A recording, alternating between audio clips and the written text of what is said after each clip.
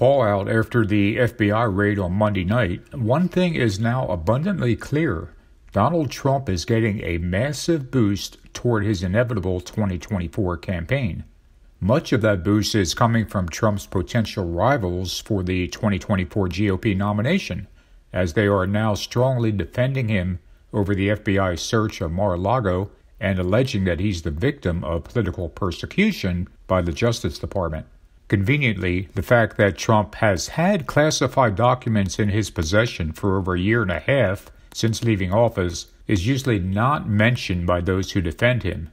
As Axios puts it, the outpouring of support from the likes of Ron DeSantis, Mike Pence, and other potential 2024 contenders underscores the tightrope that ambitious Republicans must walk in an era in which Trump is still the party's dominant force. They'd love to clear Trump from the 2024 field, but also recognize they must join in the uproar to court the Trump base, which is newly energized by fresh allegations of deep state misconduct. In supporting Trump on an issue that has, in many ways, defined his political trajectory, his party rivals are inadvertently empowering him to run.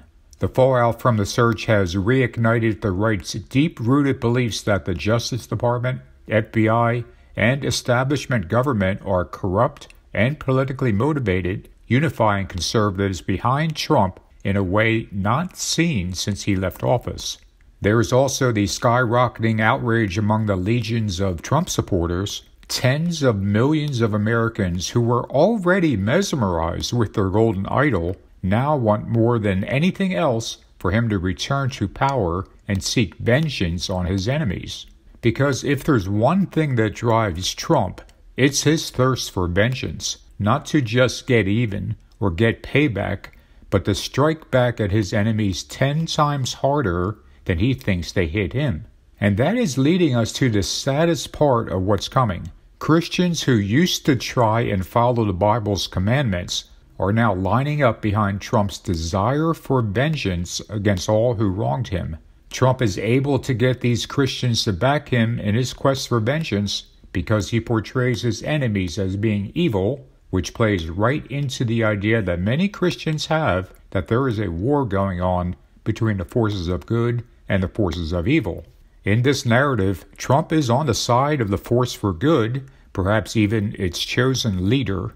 Meanwhile, all who oppose Trump are, by necessity, on the side of evil, and they must be destroyed. If you are a Christian who supports Trump, I cannot urge you more strongly to stay as far away from him as possible. Trump embodies all the things of this world, and we are specifically told in the Bible to not chase after the things of this world. But more than that, Trump completely embraces the idea of seeking vengeance against all who oppose him. This is an entirely anti-Christian concept, if there ever was one, as the Bible clearly and unequivocally tells us that vengeance belongs to God. Please do not follow this man down the road to perdition, as many will do, because wide is the gate and broad is the way that leads to destruction. Thank you for watching, and if you care to leave a comment, please do.